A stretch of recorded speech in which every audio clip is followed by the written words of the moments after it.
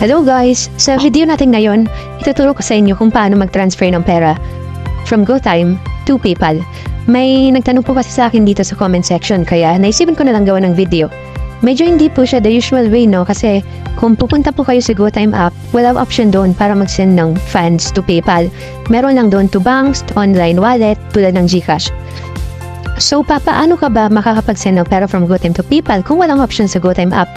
Ito po yung detailed steps. First off, kailangan mo muna i-link yung GoTime account mo sa PayPal. Yung steps kung paano gawin yon makikita nyo po sa previous video ko. I-link ko na lang sa description box. So now, kapag nakalink na po yung GoTime nyo sa PayPal, pupunta ka na ngayon sa PayPal app and then sa baba, click mo yung send option. Pagka-tap mo ng send, enter mo yung pangalan or username or email address nung pagsasendan nyo ng pera. And then, play nyo yung tamang profile doon. Enter mo yung amount, tapos next. And then, makikita mo na sa screen yung fund sources kung saan mo gusto manggaling yung pera.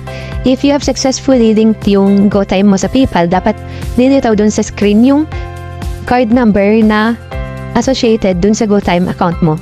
So, select mo lang yung debit card na yun, and then, tap on next. So, sa next screen, by default, nakaselect po yung friends and family. Keep nyo lang yan, and then tap on send. So, yung funds po, pagka-send nyo, mababawas siya dun sa GoTime account mo. Pwede nyo siya ma-confirm pag pupunta kayo sa GoTime application na nabawasan nga yung pera dun sa GoTime account nyo. So, hindi siya mababawas sa PayPal balance mo kahit nasa PayPal mo siya ginawa yung transaction. So, yun na yun guys. Easy lang po, no? So, I hope nakatulong itong video sa inyo. Kung yes, please like the video, share, and subscribe. See you on the next one. Bye!